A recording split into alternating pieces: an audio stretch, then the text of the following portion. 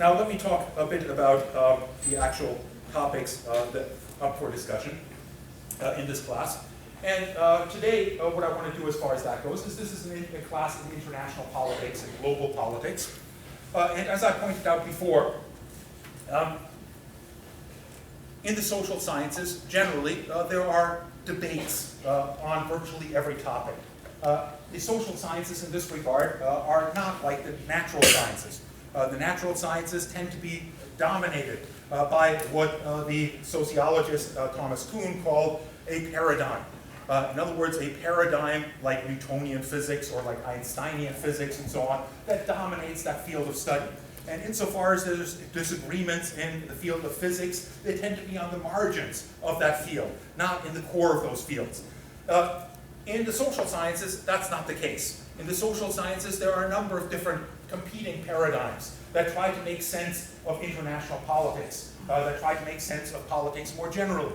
And that makes the study of politics somewhat more difficult, but also somewhat more challenging and somewhat more fun, in that you're, by taking this course, becoming a participant in an ongoing debate about the nature of politics, about the nature of international politics, and how best to understand it, and how best to influence it.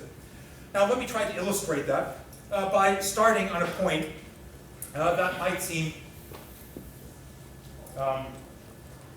like taking you back to high school or something along those lines, and I don't want to do that. But let me try to illustrate that point by taking up the topic of the meaning of politics. Now, most of you would probably think, well, that's ridiculous. Everyone knows what politics is, and but if you were asked to define what politics is, you might find that you have a little bit of a harder time, as those that have tried to define politics in this discipline have found. You might come to the conclusion that, well, like the senator that was trying to regulate pornography in the United States and eventually threw up his hand when everyone insisted that you have to define what you're trying to regulate, and he couldn't define it and said, well, I may not be able to define it, but I know it when I see it. Politics is a little bit like that. You certainly know it when you see it, but nonetheless it's important to understand what we mean by politics, and what I mean by politics might not be what you mean by politics. And a good illustration of that is to familiarize you to begin with two very different conceptions of what politics is all about. And the first of those is I take from a political scientist by the name of David Easton, who was very influential. He's taught for years at Harvard University, very influential in international relations, in particular in the American Academy. And he wrote a book called The Concept of the Political System, in which he tried to define what politics is all about in his first chapter. And essentially came up with a very simple and very convincing explanation of what politics is. He argued that politics is essentially about allocation. Politics is essentially about allocation. Now let me explain what I mean by, or what he means by that. Allocation is a word of meaning who gets what, when, where, and how. How do we distribute various things within a society? That's what allocation is all about. And he argues that all societies have to, in some way, shape, or form, decide who gets what, when, where, and how within a political community. And that the process of deciding who gets what, when, where, and how is essentially what politics is all about.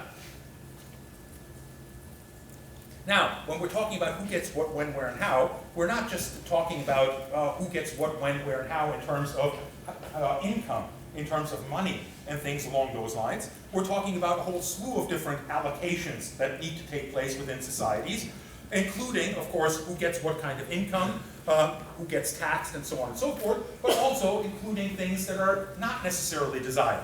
Who gets to serve in the military when that becomes necessary? Well, some people like serving in the military, but for the most part, especially when it comes to war, people tend to be somewhat reluctant. But it's still something that has to be done, and therefore all societies have to, in some way, shape, or form, decide who has to go to war when that necessity becomes evident. And that all involves politics. Now, Easton argued that basically there's three different means by which societies can allocate these kinds of things. One of which, he argued, is tradition or custom. And what he meant by tradition or custom is that in particular, relatively simple societies, or primitive to societies, by which I don't mean to be derogatory about those societies, much of the allocation process is done by tradition. And we can see that most easily by looking at some things that we're relatively familiar with. Most of you are familiar with medieval Europe, for example.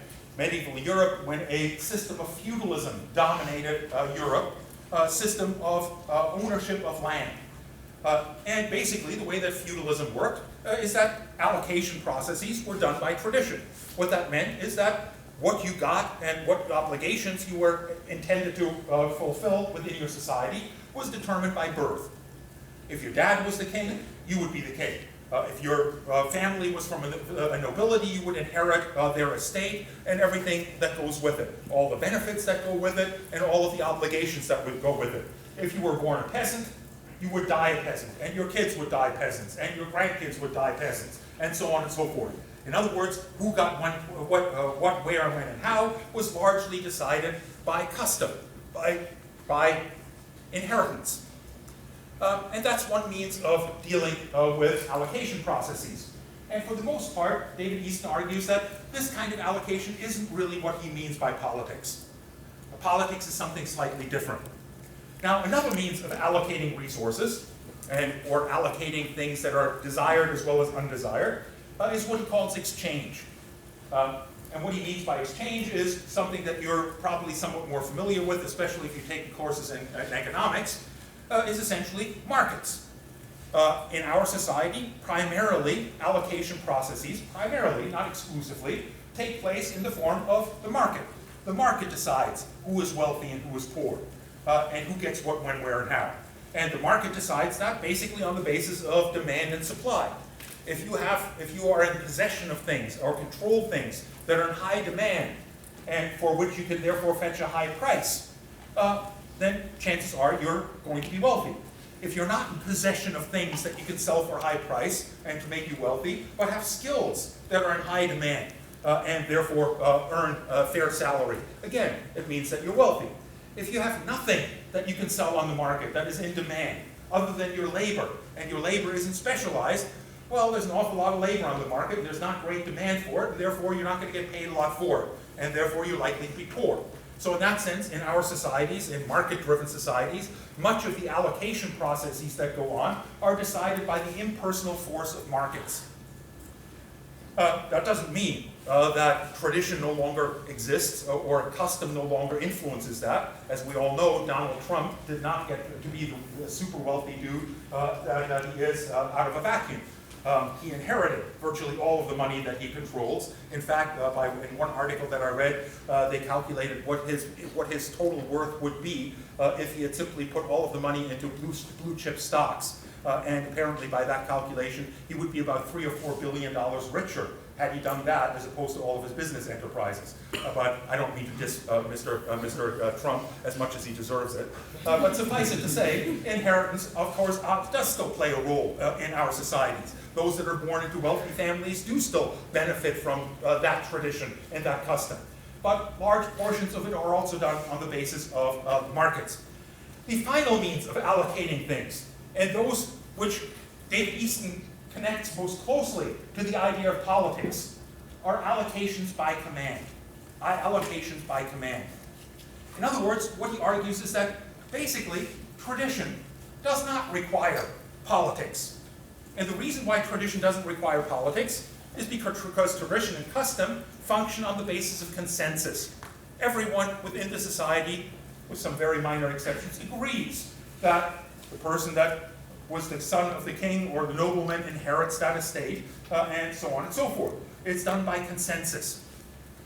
In regard to exchange, likewise, exchanges require consensus. They require a contract. Every exchange that takes place, whether it's an exchange of your dollar for a pack of gum, or your exchange of your labor time for a certain wage, and so on and so forth, has either explicitly or implicitly contracts. And the basic requirement for a contract in any kind of a normal economic system is that there can be no coercion. in the negotiation of contracts. In other words, that the parties to that contract are equal. You sit down and a person offers you a job for $10 an hour or $15 an hour, and he cannot coerce you to take that. It's up to you to decide whether your time is worth $15 an hour and whether to accept that job or not to accept that job. And if you don't accept that job, then you walk away from it and there is no contract. There is an essential equality, something non-coercive about markets, about exchanges.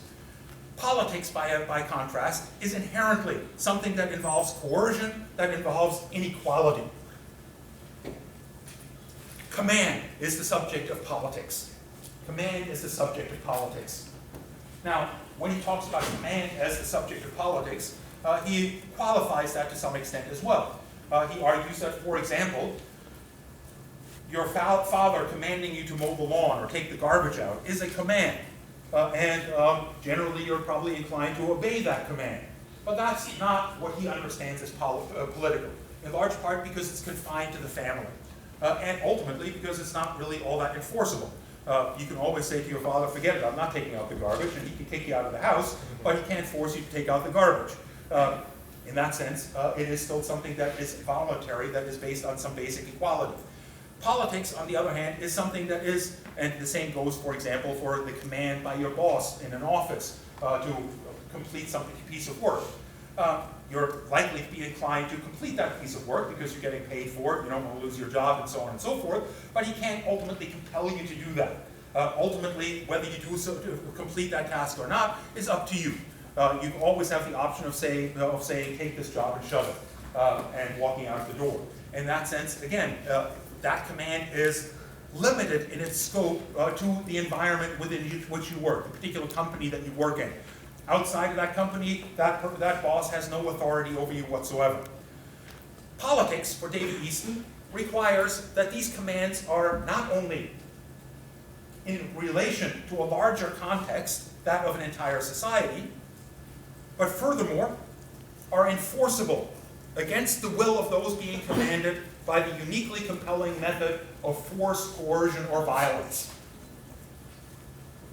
Politics from that angle, if you understand it that way, is inherently an ugly game. Is inherently a game that involves inequality, that involves those that have superior power and those that have less power.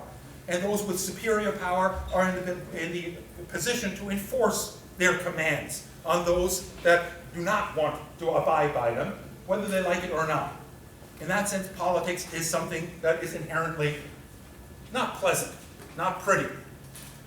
And that, of course, raises the question that David Easton goes on to try to answer, is politics really necessary? Could we do without politics?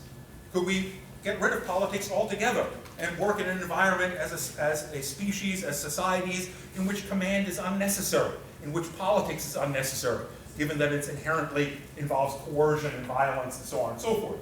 And he provides the answer that no, there is no way out of politics. There is no way out of politics. And he makes that argument on the fairly simple basis that tradition and custom, that other alternative for allocating resources, can function only in an environment that's entirely predictable. In other words, where things are unchanging from generation to generation. It cannot deal with the contingent. It cannot deal with those things that are unpredictable. And for that reason, no matter how simple of a society you look at, and how simple the allocation processes within that society, all societies make use of or empower somebody to issue commands when they are confronted with some contingency, with some kind of an emergency, a chief or something along those lines. And insofar as that's the case, we're back to politics. Many have argued that we should be able to do away with politics and simply run everything on the basis of markets. This is usually referred to as libertarianism. Libertarianism, the idea that you can get rid of states and simply let markets run things. Now, I don't want to get into an argument about whether libertarianism is realistic or not, but for David Easton, it is not.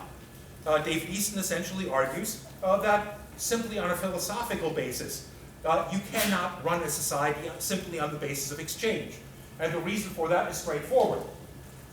Exchange, as I explained before, whether explicitly or implicitly, always requires contracts.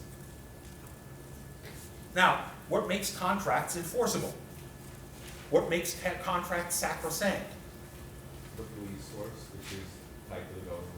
Exactly. Ultimately, as Emil Durkheim in his book, The Division of Labor, points out, you cannot contract to make contracts inviolable. What would make that original contract inviolable? In other words, basically, we live in a market society by virtue of the fact that the state has declared that contracts are inviolable. And therefore, if you try to back out of a contract that you have signed, that you've agreed to, ultimately you can be compelled to make good on that contract on the basis of, as you mentioned, police forces and things along those lines. In other words, we're back to command. Why are we not getting this stuff here?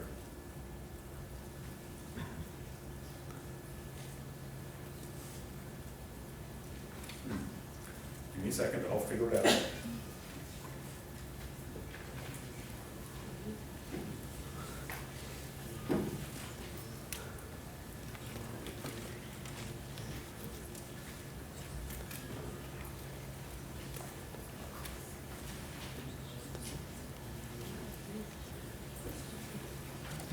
Well, I apologize for that. I don't seem to be able to get it back to the screen that we were on. But let me nonetheless try to continue without my notes at handy. This outline will be posted on Blackboard after the lecture, so you can look at the notes insofar as that helps you. Let me leave David Easton aside for the moment and demonstrate the fundamental disagreements about the nature of politics by looking at a very different approach to understanding politics. And this approach of understanding politics is most clearly articulated, but not exclusively articulated, by a fellow by the name of Carl Schmitt. Carl Schmitt was a German legal thinker who wrote in the 1920s and early 30s. And he was, at the time, frustrated by what he perceived as the wishy-washiness of his colleagues that were writing about politics.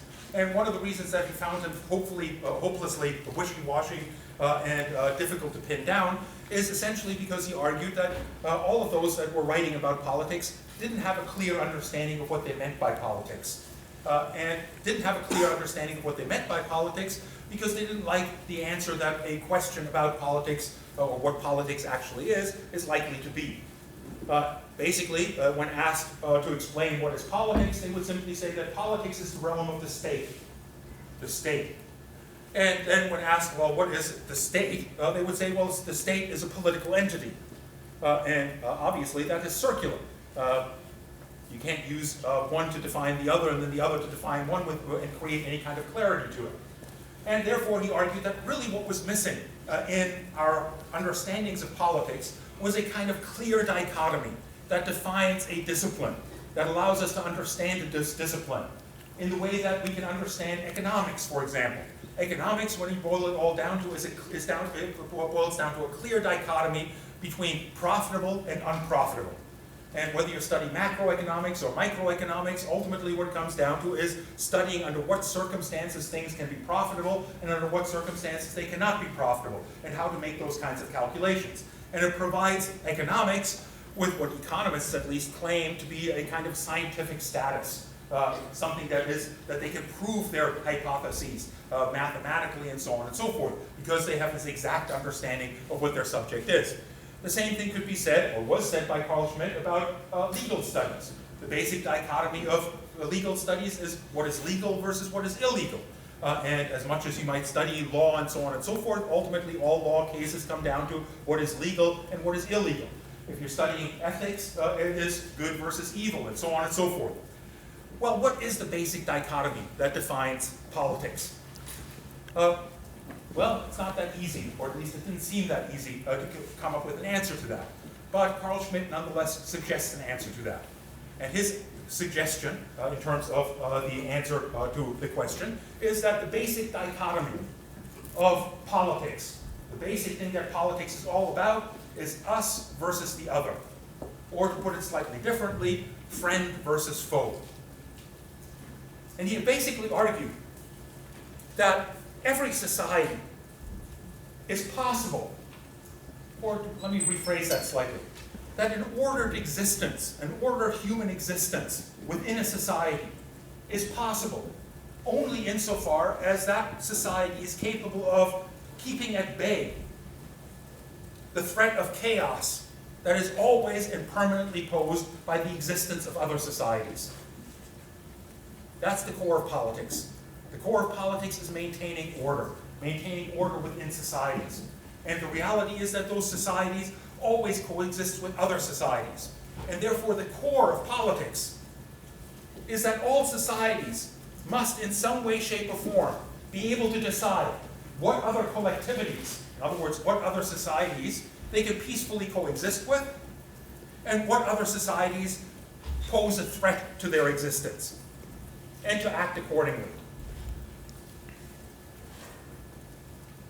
Now, the significance of that may not seem immediately clear. However, basically what comes out of that is that what is the best kind of a political arrangement for making these kinds of decisions, for keeping other societies at bay? And essentially, what Carl Schmitt argues is that politics is ultimately dependent on efficiency, It always involves emergencies. It always involves the need for survival. And since it's always the need for survival that is at stake in politics, either explicitly or implicitly, societies must organize themselves in such a way as to be able to most effectively meet whatever threats are posed by the existence of other societies. Now, what kind of society would best be able to do that? Would a democracy be a good way of running a society and being able to make these decisions in an efficient manner? Certainly not if you look at American democracy, which is about as inefficient as it comes, and was deliberately designed to be about as inefficient as possible. In essence, to restrain the power of the state, and therefore to maximize the liberty of the citizens, and so on. I don't want to go too far down that road. That's a complicated picture, but suffice it to say that certainly American democracy is not particularly efficient.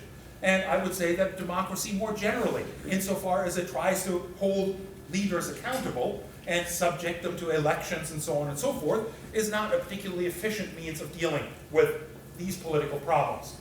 And consequently, Carl Schmitt argued, as many as others have, that in order to meet that basic requirement of survival, a society must organize itself in as efficient of a manner as possible. And what's the most efficient kind of a government? National socialism? Well, I don't know whether I'd go quite to national socialism, but certainly an authoritarian government or a dictatorship. And indeed, that's precisely what he advocates, is that political power should be as much as possible concentrated in as few hands as possible, ideally a single leader. So that that single leader, when he recognizes a threat to the survival of a society, can instantly react to it. A society that first has to debate that first has to run it through various kinds of committees, and so on and so forth, in order to make the decision as to whether to respond to a particular threat, is likely to fail. Concentration of power is absolutely required in order to meet these basic needs. And he argues that that's not something that he particularly favors himself personally, but it's simply a necessity of the international system. The international system is one that consists of what realists, a school of thought that we'll talk about in a few minutes in more detail, argue is a war of all against all. Essentially a self-help system in which every state is responsible for their own survival, and can survive only insofar as they can generate enough power to keep their enemies at bay.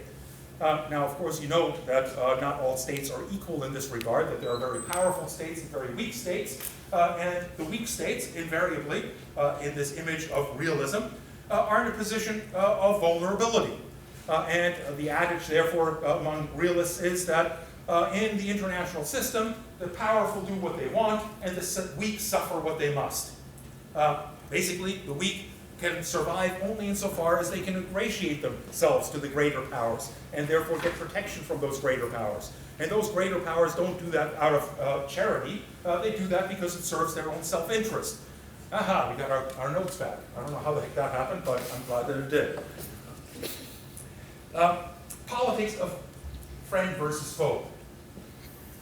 The fundamental political function is deciding what other collectivities pose a threat and presupposes the possibility of armed conflict, of war.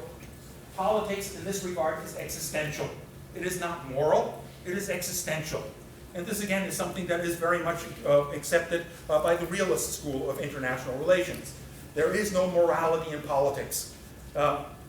In politics, people do what they must out of their existential need for survival. Politics is existential. And a good quote in that regard, there is no legal norm so important, morality so absolute, no social project so compelling as to justify men's killing each other. War, the fighter's will to kill and be killed, makes sense not because of some program, but in the encounter with an actual foe. War is not the be-all and end-all or content of politics, but a condition that it always presupposes. Politics, in this regard, is always about an emergency. Now, that's a pretty different understanding of politics from the one that we just explored with David Easton. And David Easton's seemed kind of fairly compelling. When we talk about politics in Canada, well, our most recent experience with politics in Canada was elections. We elected a new government, that of Justin Trudeau. And we're hoping that Justin Trudeau is going to put together a set of policies that will be to our benefit, that will provide us with greater incomes or greater security and so on and so forth. Isn't that what politics is all about? Well, to a certain extent, of course it is. But to a certain extent, we also know that we can discuss all of these things only insofar as that we're not subject to attacks from an enemy abroad. And that, to a certain extent, international politics trumps domestic politics. So one way of looking at that, if we go back to Carl Schmitt's original notion that in order to define politics, we need a basic dichotomy that defines politics. Well, I've explored basically two dichotomies that define politics. The one is us versus the other, friend versus foe, the dynamic that Mr. Schmitt draws attention to. And by the way, you mentioned National Socialism. Carl Schmitt did end up, although he didn't start out that way, becoming one of the main ideologues for the Nazi Party in Germany by the late 1930s. So that's not an entirely an accident. But the points that he made from in his arguments are ones that are very much reflective of larger schools of thought in international relations, in particular those of the realist school that we'll explore in a bit more detail. So friend versus foe is certainly one of those dichotomies. Another dichotomy in that regard is ruler versus ruled, or governed versus the governed, those that govern. And that is the dichotomy that Carl Schmitt pays attention to. Now, how did these two brilliant folks come to such totally different conclusions about what politics is all about? Well, the answer to that is relatively easy. Basically, the kind of thinking that is represented by David Easton is very much representative of the kind of political thought that predominates in universities in the Anglo-Saxon world, in particular in the United States, Canada, and Great Britain. Whereas the kind of vision of politics that is articulated by Carl Schmitt and others tends to be more representative of political thought emanating from the continent, from Western Europe in particular. And why would that be? Well, the reason is fairly easy to understand if you think about it for a moment. Great Britain and the United States, the dominant forces in the development of this means of thinking about politics, are in many ways unique. Great Britain in particular by virtue of the fact that it's an island. And that other than since the Norman invasion 500 years ago, it has never been successfully invaded by a foreign power. And therefore, insofar as there was a threat to order within Great Britain, where did that threat to order come from? From inside? From inside. In what form? I believe the most closest one would be the Wales and Scotland that was trying to fight for freedom, and that was just earlier last year, wasn't it? Yeah, well, they didn't actually take up arms in that context, but you're absolutely right. Essentially, civil war. Civil war, war within the state, between different elements, either ethnic elements or religious elements, as the case may be, within the state. Now, if the main threat to order within a society like Great Britain is not an invasion from outside, but rather the breakdown of a consensus within, then it's quite evident that the dominant problem, and the one that most people would be thinking about, is how to fairly allocate things within that society in order to keep a civil war at bay. Civil wars always have their origins in the perception by one group or another within a society that they're being unfairly treated. And the best means to make sure that everyone thinks that they're being fairly treated is to pay a great deal of attention to allocation. And indeed, that is very much reflected in the greater political thought. One of the most influential political theorists teaching in the United States these days is a fellow by the name of John Rawls, who wrote a book called The Theory of Justice. And front and center in that theory of justice is the idea of distributive justice. Distributive justice, which is another way of saying who gets what, when, where, and how. And in that regard, indeed, the United States is very similar to Great Britain. The United States has, throughout most of its history, been very far from any potent enemy outside of its borders. In essence, as the realist Hans Morgenthau pointed out, that insofar as the United States was threatened by invasion from outside, that threat has always come from Western Europe. And Western Europe is very, very far away from the United States. And consequently, the United States has maintained its security throughout the several centuries of its history, primarily by a strategy that Stephen Walt calls offshore balancing. Offshore balancing is basically a means of securing your own interests by keeping your potential enemies focused on each other. In other words, get the French and the British to focus on each other as enemies and therefore not be in a position to extend their power to the United States. Get the Germans and the British to fight against each other. And as long as they're fighting against each other, they can't be fighting against the United States, and so on and so forth. But again, insofar as that there was a breakdown of order within American society in its history, when has that breakdown of order occurred? 1800s with the Civil War. The Civil War. Again, the Civil War is the main threat to order. And consequently, if that is the main threat to order, it obviously trumps the idea of outside enemies. Now, as we'll see as we move forward, that has obviously changed over the centuries. While the United States could rest easy that its enemies were a long ways away during the 18th and 19th century, it can certainly no longer do that in the 21st century. And in that sense, the reality that Carl Schmitt has pointed to is imposing itself on countries like Great Britain and the United States as well. Germany, by contrast, has always been in a very different situation. Germany was always the country in the middle. It was always the country in which the battles of Western Europe took place. Most notably the 30 Years' War, which was fought almost exclusively on German soil, in which roughly 2/3 of the population of Germany at the time lost their lives.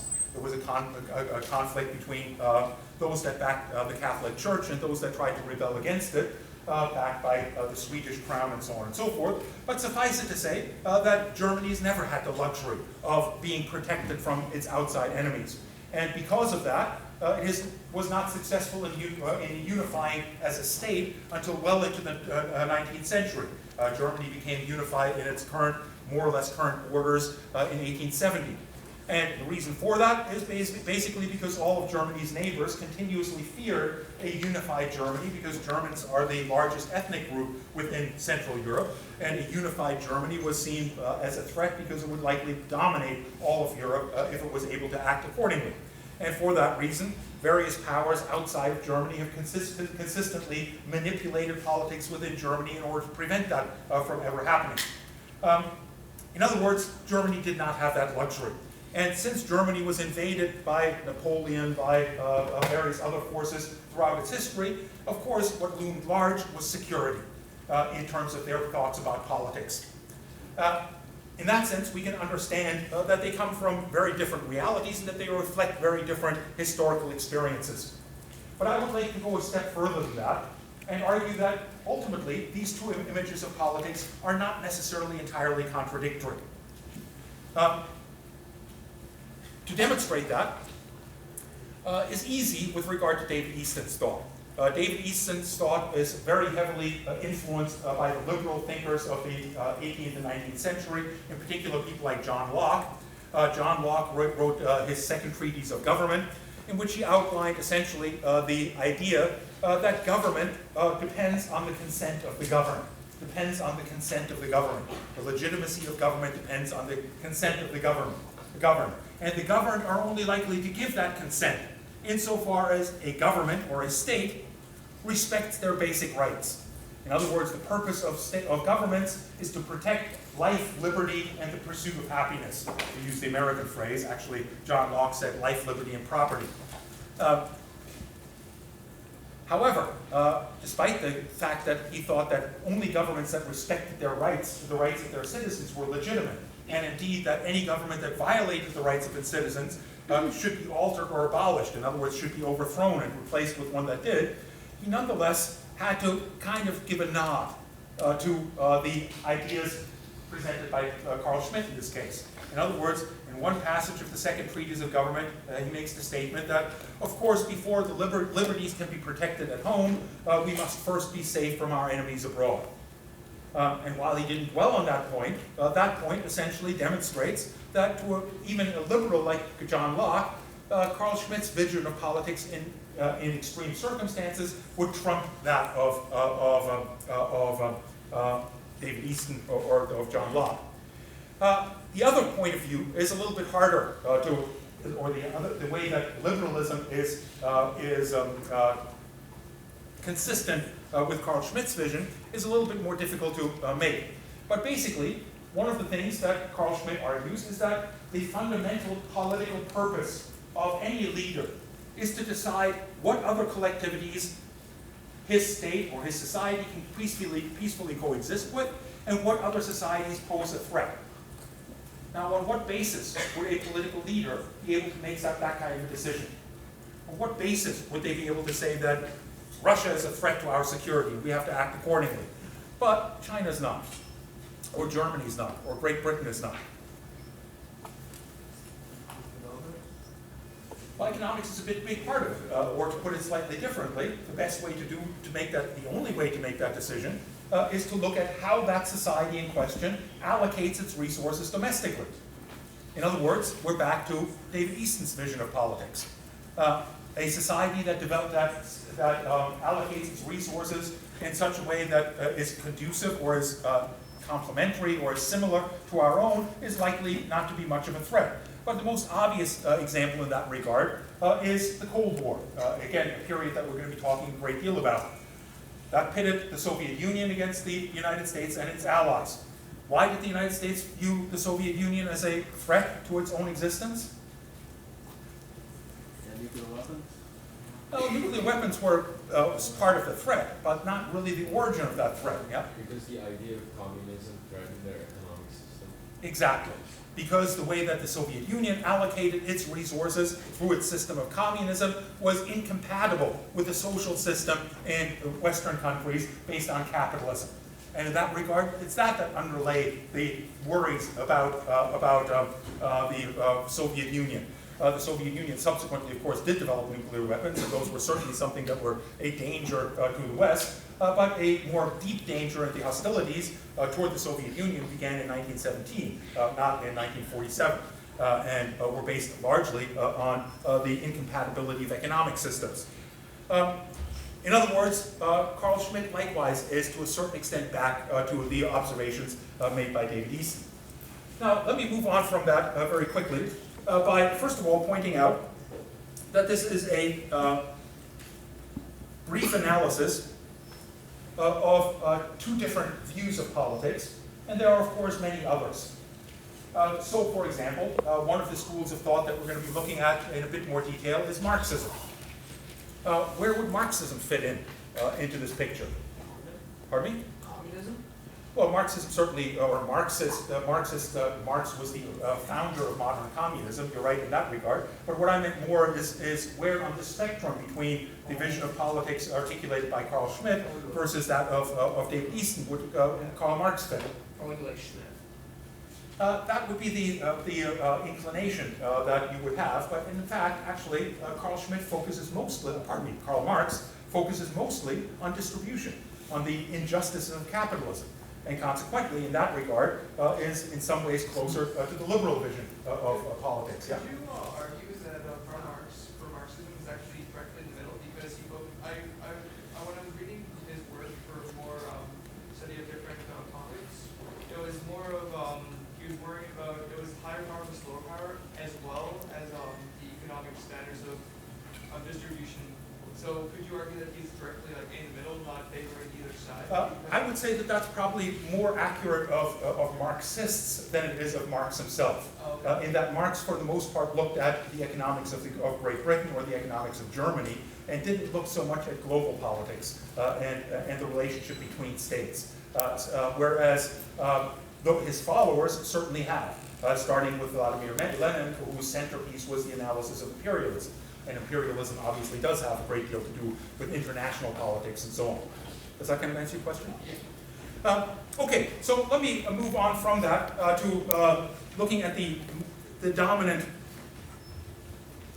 schools of thought that have tried to understand international politics. And a good place to start with that regard is, in that regard, is realism. Sorry, I scrolled down a little bit too far. Realism. Realism sees the world as a collection of sovereign states in constant competition for their survival. In constant competition for their survival. Or to put it differently, in constant competition for power and security. Basically, the way that realists see the international system can best be understood by comparing it to, or by analogy, to Thomas Hobbes' State of Nature. Thomas Hobbes is one of the first Enlightenment thinkers on politics, and we'll explore in more detail as to what exactly that means. But Enlightenment thinkers basically approached politics from a very different angle from that which was pursued by their predecessors, like Plato and Aristotle. Plato and Aristotle thought about politics in terms of what produced the most virtuous society, the best kind of society, and developed their models like Plato's Republic on the basis of their perceptions of what would maximize virtue within a society. Enlightenment thinkers, on the other hand, did not look so much for virtue as rationality. And rationality in the Enlightenment became the measure of everything. That's why the Enlightenment is called the Age of Reason. And therefore, the starting question for understanding politics among Enlightenment thinkers was always, what is rational? And for Thomas Hobbes, the question was, what kind of a society would a rational individual be willing to live within? What kind of a society would a rational person be willing to live within, or consent to live within? And his answer is pretty straightforward. Any society is better than no society at all. Any society is better than no society at all. Because no society means chaos. No society means a permanent war of all against all, in which life would be, as he put it, nasty, brutish, and short. Because without order, without law, without an authority, anything you have is something that I can't have. And anything I have is something that you can't have. And consequently, I'm likely to try to take it from you. And since there's nothing to restrain me from doing so, I will do so. And the only way you can prevent me from doing so is by killing me, or something along those lines. It becomes very ugly very quickly. And therefore, he argued that it's rational for a society to accept any ruler, no matter how brutal, no matter how tyrannical, that takes them out of that permanent state of warfare, that creates some kind of order. Now, he made that argument at the time of the British Civil War, in which the forces of somebody remind me,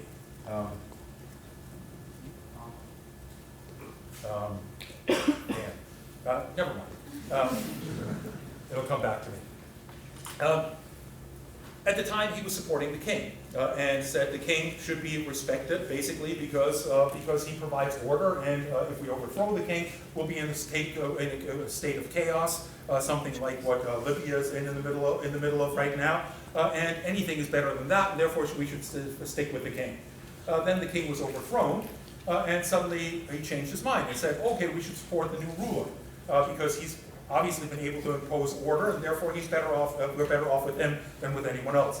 Don't want to go too far down that road. Suffice it to say, however, that from the point of view of international relations, realists argue that basically what the international system is equivalent to that state of nature that Thomas Hobbes defined, in large part because there is no overarching authority. There's a number of different states, but there is no law and order. There is no ruler that rules the world. And therefore, everyone is responsible for their own security. Every state is responsible for their own security. And essentially, while there is permanent warfare, there is always conflict between different actors in the international system, all of which try to amass as much power as possible. The adage that's often associated with realists in that regard is, if you want peace, anyone want to finish that? If you want peace, prepare for war. If you want peace, prepare for war. Why? Because it's only your ability to make war that keeps your adversaries at bay. And to disarm unilaterally in the environment of a war of all against all is inviting others to simply take advantage of that power vacuum that you're creating, meaning that you'll get gobbled up. Therefore, the best means to peace is to constantly, as they argue all states do, prepare for war. Constantly try to amass as much power as possible. And by power, they for the most part mean military power. But military power, especially in the 20th and 21st century, is very closely tied to economic power, to industrial power. And consequently, those that have the greatest economic power can develop the greatest military capacities and therefore have the greatest amount of security. All states act within that environment, but not all of them are equal. There are great powers, those that produce their own security and can keep their enemies at bay on their own. And then there's lesser powers. And those lesser powers ultimately have to ingratiate themselves in one form or another to the greater powers in order to maintain their own security. And can do so only insofar as that the greater power gains something from this. So basically the international system is a system of anarchy. As much as we don't view the international system as anarchic at all times. In other words, there are certain aspects of order. We do have trade agreements. We do trade with each other. We cooperate with other countries on a regular basis. Ultimately, none of that changes the basic picture of the international system. States trade with each other because it benefits them. The second it no longer benefits them, they will stop trading with each other and revert to simply amassing as much power as possible. The international system in that regard is, as I point out up there, a zero-sum game. A zero-sum game. What is meant by, you all know what's meant by a zero-sum game? If somebody's gaining, somebody else is losing. Poker is a zero-sum game. Everyone starts out with a certain amount of money, and that certain amount of money is exactly the same at the end of the poker game as at the beginning. And anyone that wins means somebody else that has lost. And in the same way, they argue that the international system is a zero-sum game. That security in the international system is inherently a zero-sum game. Why? Because insofar as one state becomes more powerful and therefore becomes more secure, what happens to his neighbors? They become less secure. In that regard, the amount of security in the system always ends up at zero. A zero-sum game. And what that, of course, means also is, and what's something that is very closely connected to that, is something that we'll explore in a bit more detail called the security dilemma. A security dilemma. And the security dilemma basically refers to that, precisely that idea, that as the United States, for example, becomes more and more powerful, countries in the rest of the world become less and less secure, at least those that perceive themselves as enemies of the United States. And what is their response likely to be? Try to take the Well, to try to amass as much power themselves as possible in order to balance against the United States. And as they become more powerful and can defend themselves against the United States, what happens to the United States? It becomes less secure and therefore more worried. And consequently, an outcome, a very frequent outcome in the international system of this zero-sum game is what are referred to as arms races. Arms races exist all over the planet in various regions as well as globally overall, in large part because of this security dilemma. As one becomes more powerful, the others become less secure, and consequently trying to counterbalance that by becoming more powerful themselves, mostly by achieving more armaments. Yep? So how like the space race that happened during the Cold War? You say that was a result of the zero-sum game? The space race. Well, basically, yes, I would. I would say that the space race had a great deal to do with the zero-sum game, but there's more to it.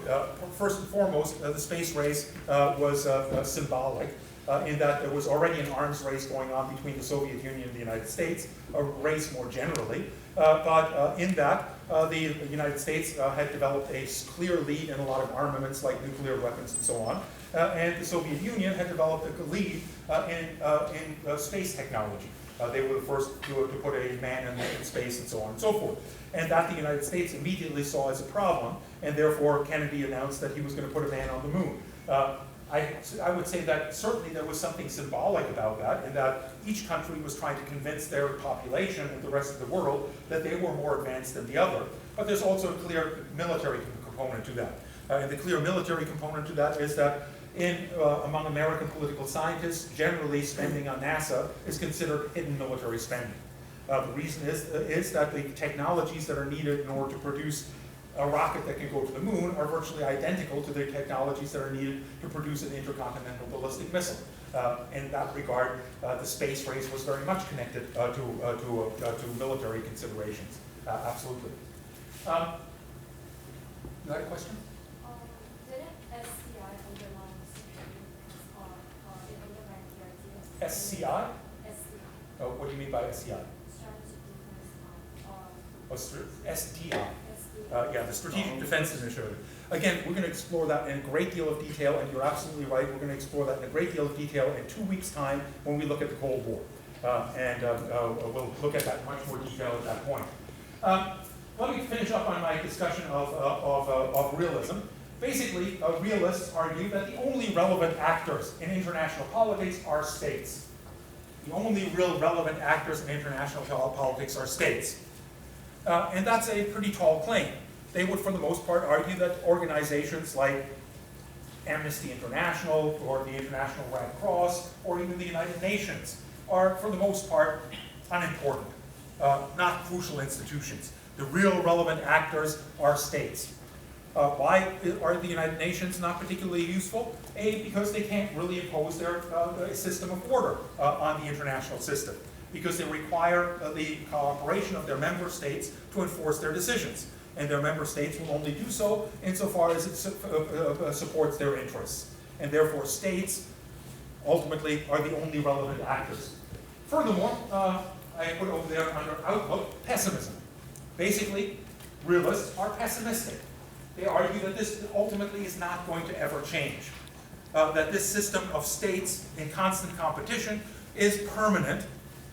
And they would argue that historically, that can be easily demonstrated. There is not a single example that I can think of in which a sovereign entity, a sovereign country, was willing to surrender their sovereignty to a greater power. The closest we've ever come to that is the European Union. But the European Union is still very far from that. All of the countries of the European Union still have their own military institutions, still have their own foreign policies, and so on and so forth. And as we all know, the European Union seems to be in the process of disintegration. And they essentially argue that this is likely to be the case permanently. No states will ever surrender their sovereignty, their own power, to a greater power that can impose rules upon them. And in that sense, war is something that is permanent. And competition in the international system is likewise permanent. And the only policies that can alleviate that problem for states is policies that increase the power, increase their economic and military power in such a way as to allow them to guarantee their security to a greater extent. Now, liberals see this all very, very differently. Liberals don't, for the most part, disagree with the characterization of the international system offered by realists, but as the outlook over there points out, they tend to be much more optimistic. They tend to be much more optimistic. Why are they more optimistic? Well, basically, the reason that they're more optimistic is in part because they have a very different view of human nature. Basically, realists share the view of human nature articulated by Thomas Hobbes, that humans are primarily possessive, selfish, potentially violent individuals, and so on and so forth, and evil. Liberals, for the most part, argue that human nature tends to be good and cooperative. Indeed, they make the argument that the human species would not have survived very long if it wasn't for its ability to cooperate, if it wasn't for its ability to form societies. It certainly can't outrun its prey. It, for the most part, can't outrun the predators in the natural world that would have been after them. And therefore, insofar as they survived over long periods of time, it's because of their ability to cooperate with each other and to hunt down much larger prey through that cooperation and to protect themselves through that cooperation from predators. In that regard, they see human nature as much more cooperative. And the central problem is how to encourage cooperation in the international system. We can cooperate with each other here in this room. We can cooperate with each other out in the streets. Why can't societies cooperate with each other globally? Well, the reason is, to a large extent, we lost our image again, is to a large extent because of the structures that dominate the international system. And the structures that dominate the international system are sovereign states. And sovereign states function in exactly the way that realists argue that they function. They're, for the most part, driven toward power, driven toward acquiring military and economic power in order to suppress their enemies abroad and so on. So how can we change that situation? Well, basically, the way that they argue that we can't change that situation is to create structures and opportunities for cooperation between states. And the best starting point in that regard is trade. Trade is a means by which states cooperate with each other. They trade with each other because some states are better at producing certain things than others, and therefore will specialize to a certain extent on producing those things that they have a comparative advantage in producing. And will try to trade those things that they're good at producing for things that they're not particularly good at producing, which they will import from other states. And insofar as states start to specialize and trade with each other, all of those states will end up being better off. Everyone is better off insofar as they can specialize on those things that they're good at producing, that they're productive at, rather than trying to waste a lot of resources producing things that they're not particularly good at. And as they all get better off, that cooperation becomes a requirement for maintaining their standard of living. And therefore, the likelihood that those two states are going to go to war with each other diminishes. Because the first thing that happens when a conflict arises, as was nicely illustrated between Russia and the European Union over the Ukraine, is that trade breaks down. What happened when the Europeans accused the Russians of invading the Ukraine? Imposed sanctions. And what were those sanctions? On all the goods that Russia... Exactly. Trade broke down. And suddenly, those countries no longer have anything in common, no longer have a common interest, and therefore war becomes more likely. As long as we have extensive trade, and if trade is extensive enough to create a situation of codependency, then the likelihood of war diminishes. So from a liberal perspective, the problem between Russia and the European Union was merely that they weren't dependent enough on each other. That the benefits of their cooperation did not outweigh the costs of tolerating quote-unquote Russian aggression. So trade is one means of expanding cooperation, as a means of getting states to share interests and of creating greater global stability. Another means of doing so is to create international organizations. International organizations to facilitate trade, but also to facilitate other forms of cooperation. Such as collective security, to prevent aggressive countries in the international system from taking advantage of their military superiority by invading their weaker neighbors and things along those lines. These international institutions will eventually create an environment in which cooperation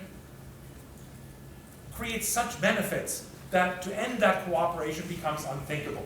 And at that point, we're in a more ordered society. Now, liberals would argue that we're certainly not there yet. In fact, we're a long ways from there. And we'll explore all of that in much more detail as we move forward, and we look at trade and how it has impacted the relation between states, and when we look at international organizations and the extent to which they have been able to create greater order in the international system, and the extent to which they failed to be able to do so. In other words, the main difference between realists and liberals is in their optimism and pessimism, respectively, and in their outlook for the future. Liberals do not necessarily disagree with the characterization of the international system that is put forward by the realists, but they simply argue that this is not a permanent necessity, that we can overcome these divisive forces by facilitating greater and greater cooperation. I'm going to leave my discussion at that for today, because I did promise that I'd let you go a little bit early. And I also promised that I would let you ask any questions that you had before I let you go. So let me see if there's any quick questions. And please, just for today as well as for the future, it would be very helpful if rather than immediately getting up, you listen to the other your classmates' questions, because you might find them very informative yourself. Yep?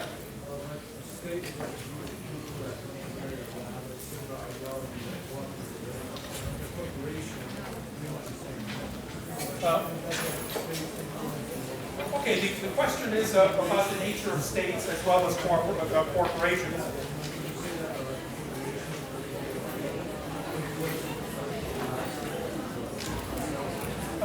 That's a very complicated question, and one we'll get into much more detail on later on in the course.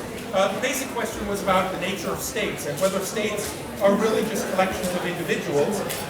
That's a topic that we're going to start on at the very beginning of next class when we talk about the various debates about what states exactly are and how they differ from corporations. Thank you for that question. Thank you for your attention, and we'll see you all next week. And again, there are no tutorials this week, and there will not be any tutorials next week. Tutorials will start in week 3.